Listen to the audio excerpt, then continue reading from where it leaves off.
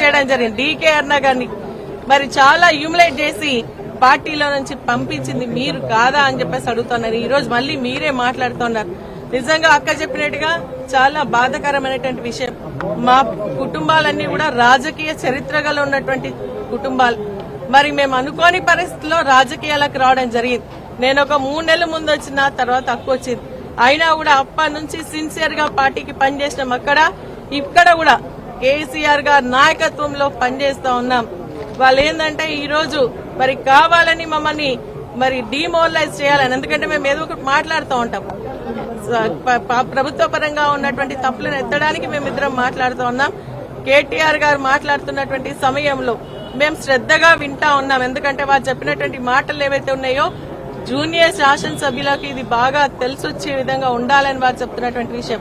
అప్పులు లేవు, ఈ రోజు మిగులు బడ్జెట్ ఉందని చెప్తున్నటువంటి విషయంలో మేము వింటా ఉన్నటువంటి సమయంలో మరి కేటీఆర్ గారు మాట్లాడిన విషయం బాగా ప్రజల్లోకి వెళ్తుందని ఒక ఆలోచనతో మమ్మల్ని కామెంట్ చేయాలని చెప్పేసి కామెంట్ చేయడం నిజంగా బాధాకరమైనటువంటి విషయం.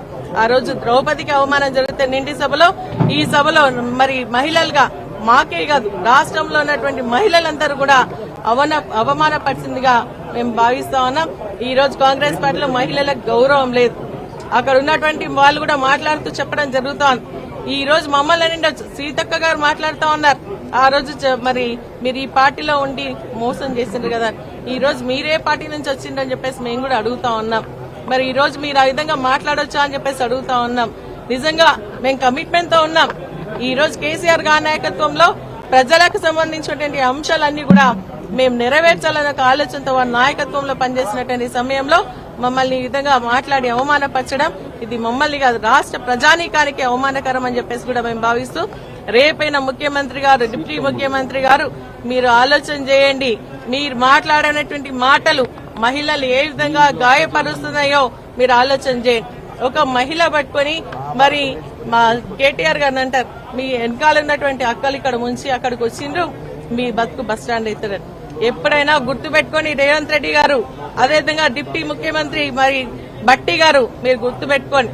మహిళలు అనే వాళ్ళు రాఖీ పౌర్ణమి ఈ రోజు ఎన్ని పనులున్నా కూడా వదిలేసి తన అన్న తమ్ముళ్లకు రాఖీ కట్టి మీరు బాగుండాలని ఆశీర్వదించే వాళ్ళు మహిళలు, అక్క చెల్లెళ్ళు అని చెప్పేసి మీరు గుర్తు పెట్టుకోని అని చెప్పేసి నేను కోరుతా ఉన్నా. ఈ రోజు మేమంతా కూడా ఏ త్యాగానికైనా సిద్ధంగా ఉంటాం. కానీ మా అన్న తమ్ముళ్లను మేము కాపాడండి అని భగవంతుని మొక్కుతాం. ఈ రోజు నిజంగా మేము కేటీఆర్ గారు కానీ కేసీఆర్ గారి ఆశీర్వాదం ఉండాలని భగవంతుని కోరుకుంటున్నాం.